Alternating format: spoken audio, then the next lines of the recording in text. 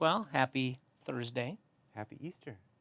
Yes, this is it. This is the last time you get to say it. Yes. Yes. Happy Easter to one and all. And then on Saturday and Sunday, happy Pentecost. Pentecost. Yeah. I'm wearing my early red. See, you got a foot in both seasons. I do. I'm ready to go. It feels very liminal in here. It We're does. somewhere in between. It does. We're somewhere in between, and Yeah, I'm looking forward to it. that's right. And we just got the sanctuary all set up for the weekend, and it looks very It pretty. does look nice. We It does have look nice. the fire of red. Fire of the Spirit is already in this place. Yeah, it's really pretty, and it's it's only one Sunday, but we want to give a little bit extra shout out to the Spirit, this weekend. So Well, Pentecost is one, but then you have the whole season after Pentecost. that's right. Which is pretty exciting. Start building it. Keep selling it, Pastor Brian. Yeah. It's a good season. It's 6 months great long, and season. it's very green. So It's very green. very green. So if you think about it liturgically, if not that all of you attend traditional services, but if you did, that's the stole that gets the most use. Yes. Just by the way the seasons go. Just the wear and tear. You put on your stole. The green gets used a lot. So I know that's only one of our services, but the green one really gets it. Yes. Yes, it does. So- It really gets it. So get this. So on Tuesday, Okay, I remember. we finished up broadcast, and lo and behold, sitting in Philip's office when we leave broadcast is Dana Martin, which it just was a surprise to see her just camping out in Philip's office. And she comes to visit Philip often enough. She does. But Yes. but she was there on Tuesday. And so I stopped because, I have to walk right by Philip's office to go to my office. Yes. And it would be really uncouth to just walk by like that. So Yeah. So I So you stopped in and yeah. chatted with Dana? Luckily, Philip warned me because he was at the copy machine, and he said, "Dana's in there." I'm like, "Okay, thanks for letting me know." You remember that? And so I stopped, and we started talking, and all of a sudden, she is shooting some ideas to do a few more things within our Tuesday and Thursday time here at 3:00. So she has some ideas for expanding kind of some of the things that we do here on Tuesday and Thursday at 3:00. Well, and that's great because she is about a half a day away from retirement From right now. her other job, yes. Yes. So she's looking at diving in a little more deeply. Right, and she has here. some great ideas for not the kind of ideas where you should do this, but she's like, we could do X, Y, and Z. Yeah. No. It's she got excited. She started coming over the summer. Yeah, when she's off. year, So yeah. we are probably going to put some thought to that with Dana's expertise and her participation because she's going to have more bandwidth. So nothing's going to happen overnight in terms of Tuesday and Thursday, but she's got some ideas that I really want to seriously consider. So, Super fun. so doing Yeah. some potential revamping, not revamping, but just additions to what we're doing on Tuesdays and Thursdays together here in this moment. No, So, it's great. It's always good to take a look at where people are passionate and what we can that's right. do to. And so I was dive in on like, that. let's work on this summer so that maybe we can do a few more things together here in this moment. So Yeah. I'm kind of excited by that. That's great. Yeah. So, and get this. So last night we had Bible study, Yes. and wait a minute. Back wait a it minute. up. Wait a minute. Yes. I didn't see you all day yesterday. You did. I not. didn't see you most of today, No. and yet you are wearing the exact outfit of a Target employee. I am. I Wait a am minute. ready to work at Target, hot off the. I think maybe you are already moonlighting a second job. Moonlighting a and second you just job, got working at off Target. of your shift at Target and came here. Yes. And, Wait a minute. And you pass it off as a Pentecost. Yes, that's Yes. he'll never know if I just say Pentecost. Yeah. Right. So now I know he's working a second job at Target. It's a nice Target outfit, isn't It it? is. It totally Yeah, fits. it fits. If on Sunday when you put on your name tag and it's the one with the bullseye and not the church one, I'll know for sure. Oh, Yeah, so that's, don't mix up the name That's what's going to tags. do it. Yeah, right. Yes, yes. I know, right? Yeah, It took me a yeah. minute to connect the dots, but all of a sudden I'm like, wait a minute, I think he's working at Target because he hasn't been here in 2 days and he's taken on a second job. So Yep. I got to get up earlier in the morning. kids are expensive. Yeah. I get it. Whatever it takes. Whatever Keep food on it the table. takes. Whatever Yes, it takes. Yes. So last night we had Bible study. Discovered that just kind of informally, spaghetti night is a big draw for Bible study. Oh yeah. Yeah, With meatballs or without meatballs? I didn't get the count on who did and who didn't, but okay. there was a lot of people last night. So That's good. Linda's homemade marinara was a big hit. Yeah, She does a great job. and we did finish the book of Daniel. Mm-hmm. And that's all we had time for. So between chapters 9 through 12, it took a full hour to kind of work through all that prophecy, and we got through it. And Okay. we finished that off, so that clears the decks as we move forward to start doing some more overview work of the minor prophets versus a verse-by-verse run-through. So, so we really checked off a big part of our adult education together is by finishing it. And we did a couple of tweaks in the tech room for the fellowship hall, and we had perfect sound last night online too. Oh yeah. So that is good too. So is we had a good, too. nice full broadcast, no issues, no texts. It was running great. So we got through that. So I feel like that was a major accomplishment for us to get through really some dense stuff in Daniel. Because the stories are one thing, but the prophecy The stories something are one else. thing, and it is, it's some difficult stuff. Yeah. Diving into particularly the second half of Daniel. Yeah. But, Fun that in that book, though, you get appearances of Gabriel, the angel, and references to, but not an appearance of Michael, the archangel. okay.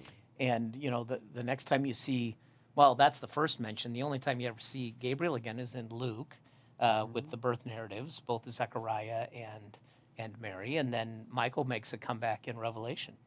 Revelation. Yeah. So it's fun to have a little bit of angel appearances in the book. And Angels that are, that make a comeback in a very separate, distinct book. way. That's exactly right. So Yeah. we finished that. So I'm excited to move into the minor prophets and do some overview work over the summer. And to do that, I don't know how long it's going to take us, but there's a good chance that sooner rather than later we'll be in the New Testament. So, and I think that in itself is an accomplishment, that to be able to teach the entire Old Testament. I mean, it took many years, but we accomplished a major thing teaching through the whole of the Old Testament. Yeah. Isn't that is something? That is something. I mean, because it really was. I mean, some books, as you mentioned, move faster than others. Yeah. But at the same time, really looking at every single book and diving into every single book. Exactly. So anyway, so I feel like that was a good thing. And we get ready for, as you said, Pentecost this weekend. And I was just looking at my notes right before getting ready for broadcast here, is just kind of organizing my thoughts.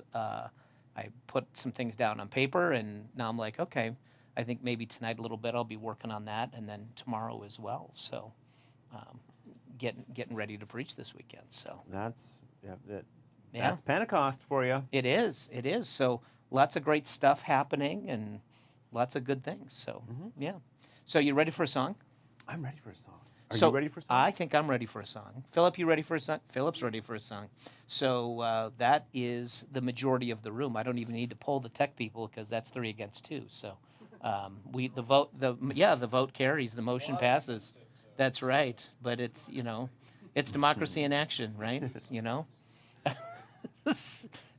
We wait for those votes where it does come right down to the wire. Now we if it was need all if it was 5. 2 yes and 1 no, then we'd have to defer to get we would. to see what they would say. Yeah. And man, then all of a sudden I'd have to punt because I'm like that's a part of what we got planned if we got voted down on the song today. And that it takes forever to count their votes in the I know, elections, right? too, so. Right? And I don't know if anybody. Demanding a recount. And what if somebody? all of it. And what if somebody on staff mailed a vote in? You know, Yeah. like we got to wait for that to come in the mail. So luckily, majority rules. Majority rules. So we're going to go back to Sunday. At all 3 services on Sunday, we had Shane Peterson with us, and he sings in the choir. He came into all of them. Yep, and a great, great human being. And he sang a song that we do occasionally brush out at 11 o'clock, and so not totally new there, but less familiar at 8 and 9:30. But he did such a great rendition of this song that we knew we had to come back and revisit this today. Wonderful. So with that, let's listen to Go Light Your World.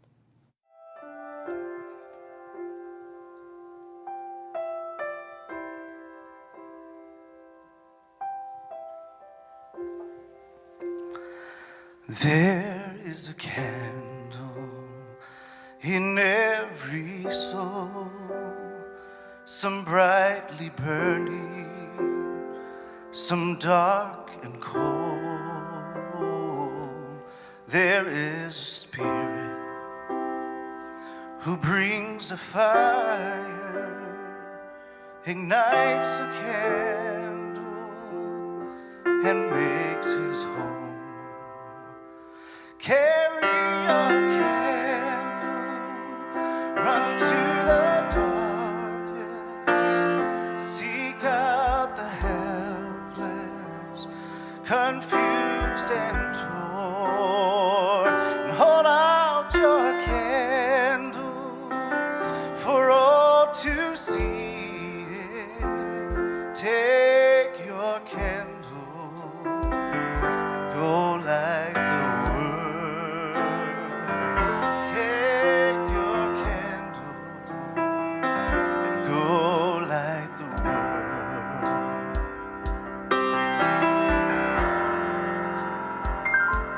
Frustrated brother, see how he's tried to light his own candle some other way. See now your sister, she's been robbed and lied to, still holds a candle without a flame. So carry your candle, run to the darkness, seek out the lonely, the tired and worn, and hold out your candle for all to see. Take your candle and go light the world. Take your candle and go light the world.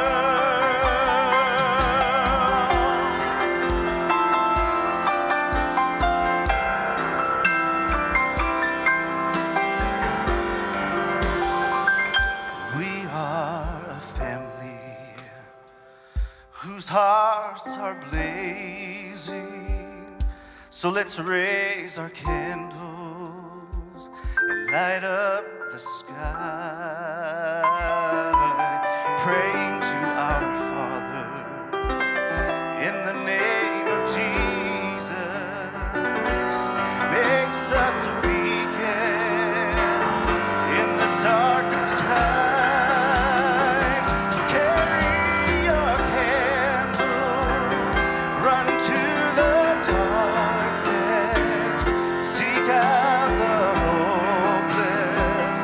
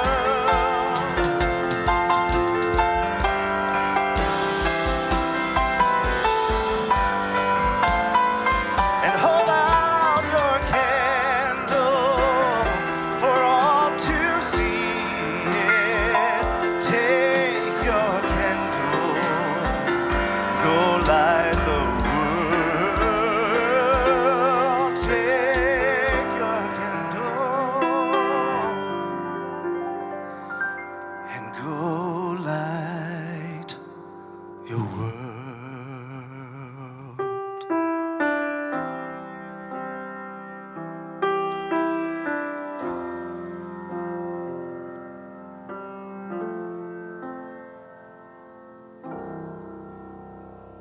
Wasn't that pretty? Yeah. Yeah. That was just a great song. No, and it felt really good for the weekend and where we were headed.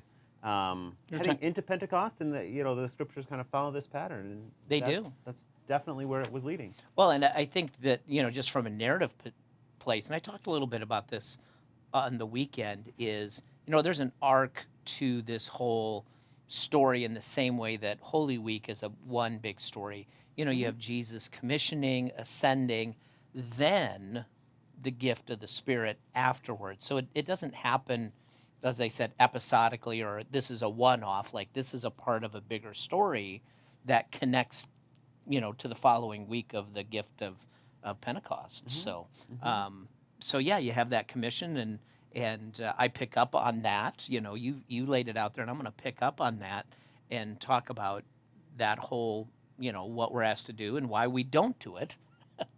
And then what's the difference? Why does it happen? Well, the Spirit, So, Right. so yeah, these things all go together. So last week and this coming week, they're And really Luke's gospel one. kind of gets at that, where they get that kind of commission, Yeah, and then they still go back to their locked doors. that's right. Until they, Yep, exactly. actually feel that drive. That spirit. And yeah, here's one little hint on this. The Spirit shows up uninvited. Yeah, it's true. It's true. Back then and today. And today, and doors locked, and the Spirit shows up uninvited. That's it. Even though Jesus said it's coming, it was still a surprise. So I think that's how we see how God works. Is often it's in a surprise. Yeah. That's it.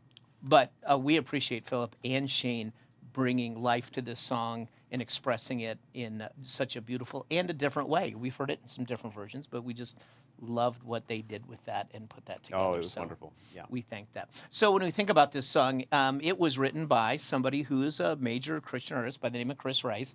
Around Christmas time, we occasionally do the song "Welcome to Our World." He wrote that one, but he wrote this in 1994, 95. And it was recorded by a person by the name of Kathy Trockley, and it was on an album of hers in 95.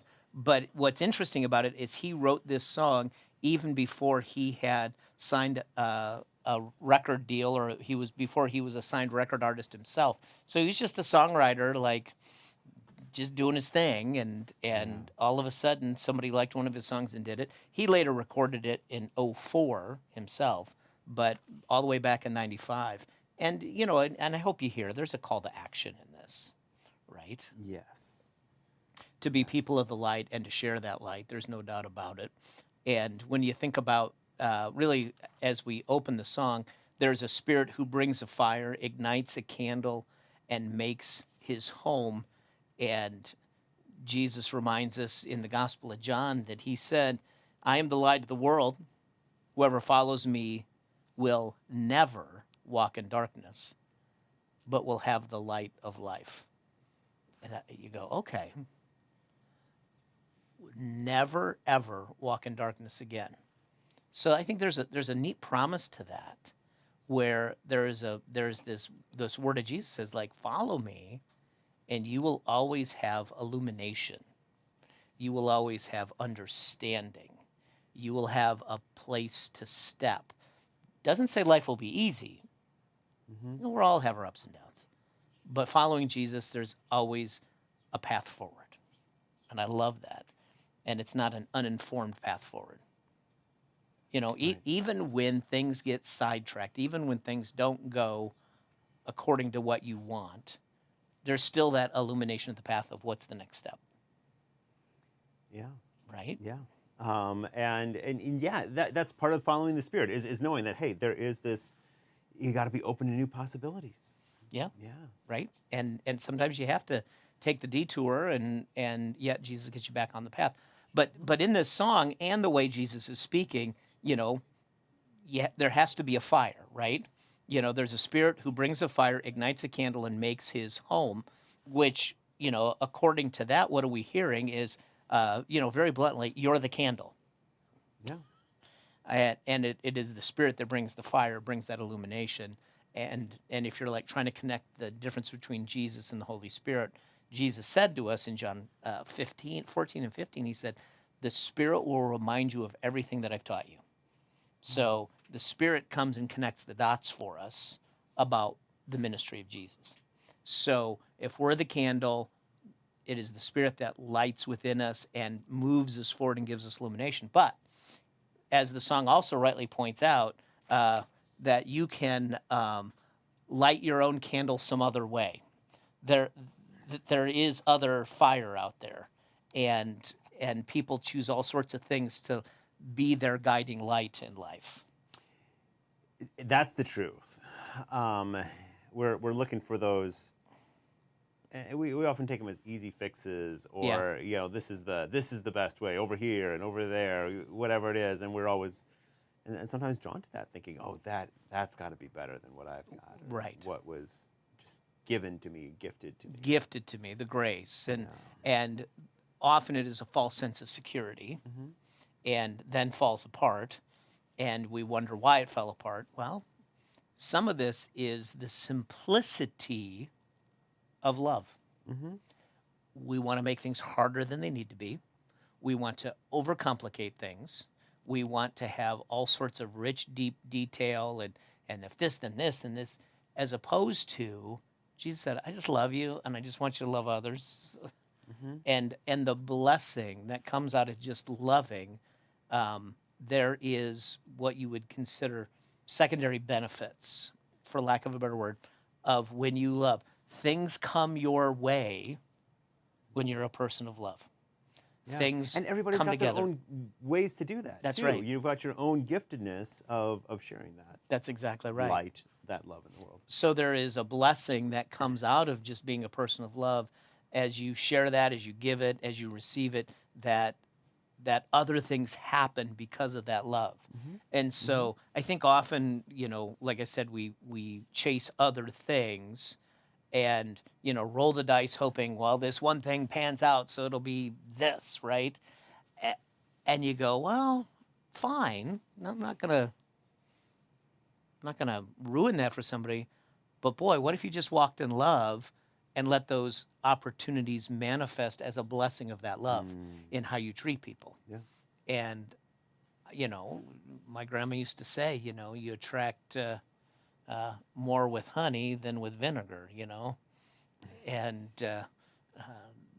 I think that's the truth. right? And just think of the opportunities and blessings that come out of building relationships versus power and manipulation and all that kind of stuff, which people often use. But I just think, boy, let's walk in that light that is God-given and not our own light or not someone else's light or not ambitious light, but just like the light of love will guide and also then create opportunities for you. I, you know, firmly believe that. The more relationships we have, the more opportunities we have. And then, on top of that, if you're a person of love, when you're struggling, then other people with that same light will come and gather around you too, right? As opposed to, you know, well, that person just used me all the time and manipulated me, and now that they're struggling, well, haha on them, because that's how people feel when you're not really engaged in real relationship and real love.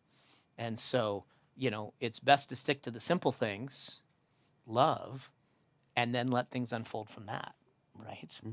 So I think there's something to that. But then, you know, in the chorus, we hear, carry your candle, run into the darkness, seek out the helpless, confused, and torn. And there's a verse from Matthew that Jesus said it, but it's something we actually read in baptism, when we do the rite of baptism. Yeah, it is. It is. And it's from the Sermon on the Mount. Yep. In the same way, let your light shine before others, that they may see your good deeds and glorify your Father in heaven. Live out loud. Yeah. You know, you're not in the Secret Service, folks. You know, live your faith outwardly, and that doesn't that and you pointed out it can be in various ways, but it's all rooted in love. Like, you know, show people you love them. You know, whether that's you're a baker and you bake something, or whether it's hands of it's in the book. service and you're serving, or it's kind words because you're really good at talking to people, right? Yeah. So, however it is that you let your light shine, just, you know, let it shine, and we tell, at least I do in baptisms, you know, that this is the beginning. Baptism is the beginning of one's faith journey in a lot of ways, especially for little ones, and later on, if the family and the church participates in passing on the faith, you can't force it. You know, faith is, you know, shown. It's not forced, right? You can model faith, but you can't jam it in someone. But if you model that faith to that little one, then they will also see what it means to shine their light in the world. And I think that's you talk about carrying your light into the darkness. Yeah. And carrying that light wherever we go. I mean, that darkness shows up in a lot of places, and just being a light, that's what people notice. Yeah, That's they what notice people are that. drawn to, and it's not, you don't have to beat anybody over the head with No, that. not at all. That's just being the light. Exactly. And there may be no greater commission, if we're going to talk about Jesus, than to model the faith within your own household. You know, and that to me is irregardless if you have children or not, but whoever you share a home with, boy, there may be no greater commission than to model that faith at home. Because you know, if there is discord in the house, it's really hard to live a peaceable life out in the world. And so if you can model that faith at home, and hopefully the other people that you share a home with also want to do that, boy, that creates a real strength for you. And then if you're alone, then how you build community with those who are closest to you, whether that's at church or other organizations, or, you know, who you hang out with, that's where it begins. And I think that's, for us as people of faith, it has to begin somewhere. It always begins with the people you're closest to. And for a good amount of people, it's, you know, the people you share a home with. And but then if you do have children, you know, sharing that and modeling that, you know, you are doing, you know, really good work, or God's work to instill the faith, you know. Yeah, so keep going. I was actually talking to somebody last night. I'm not going to name names or get too specific, but they were talking about that very thing of how do I model the faith for someone in my family, doesn't live with them, but someone in my family. And I'm like, you know, continue to love them. Don't push. Don't over push, because the more you push, you're more apt to get resistance. And, you know, I was talking to Philip on Tuesday about prayer, and you don't ever pray against something, because it's just resistance, and that isn't very successful. But praying into the other side of whatever that prayer is, and it isn't about pushing something away, but embracing something else. And that, I like that is that. stronger. It's easy to spend a lot of energy praying against something, you know, resisting. Yeah. Don't let this happen. Don't let this happen. Don't let Yeah. this happen. But praying into the other reality, But- which is a softer slide, a move, right? Yeah. And how do I open my heart to a new reality, or what something else might look like? what new might look like, right? opportunities? And the same would be Yeah. with passing on the faith, is don't push so hard that you push them away, even if it's good intention. Instead, you help move them into that reality by not pressuring, right? And I think that is way more. I mean, even Jesus never like told people, like, you know, yin and out right now. What is it? You know, tell me where you're at. You know, like, he always let people process. You know, he might say some things to get some attention, but he never said, now you better follow or else. Like, this is it, you know. But he always tried to give people something to think about, so that they could move at their own pace, you know. Yeah. I mean, even the rich young ruler, he didn't say, you know, you better do this. He said, you know, you're missing something, and you're hung up on your candle that is lit by money, so you better extinguish that and follow me instead. And now he walked away, but Jesus didn't send him away. Jesus didn't. No, it says it actually kind of grieved him a little Yeah, bit. it grieved him. Yeah. That this guy chose to walk away, but he doesn't. That guy's gotta live his own faith story. That's right. And maybe can find his way back. He can That's always right. find his way back. And Exactly. That's anybody. And I think that's important to know is that when we are, letting our light so shine before others, you're not the last link in the chain on that whole thing. I think some people want to take responsibility and say, it's this interaction is now make or break. Yeah. And you may be, You're trying to put yourself in the Messiah's shoes a little bit. Yeah. and you're like, maybe in that chain of life experiences, you're somewhere in the first half or the first third of that chain of relationships and connections and putting things together. And you're only helping build to the next link, but you're not the last link. So Right. you don't need to be the Messiah in this, right? Yeah. And I think you rightly point that out with the rich young ruler is he still has time, and this was one link in that chain for him to process and think Yeah. about, and he had a whole rest of his life to slowly move there. You Right. know? No, and it's interesting to think about because certainly we have stories of Paul couldn't, accomplish what he wanted in the snap of a fingers, and even Jesus right there. I mean, Jesus wants that guy to come around, but even Jesus, He wasn't ready yet. Yeah, he knows this guy's not ready yet. Yeah, and it's okay to process. There is time. Yeah. Yeah. So here's that last verse. I like this. We are a family whose hearts are blazing, so let's raise up our candles and light the sky. So now there's a communal aspect. And in Ephesians, so Paul's writing to the church of Ephesus, a church he was really close to, and in the 5th chapter he says, "For you were once in darkness, but now you are light in the Lord.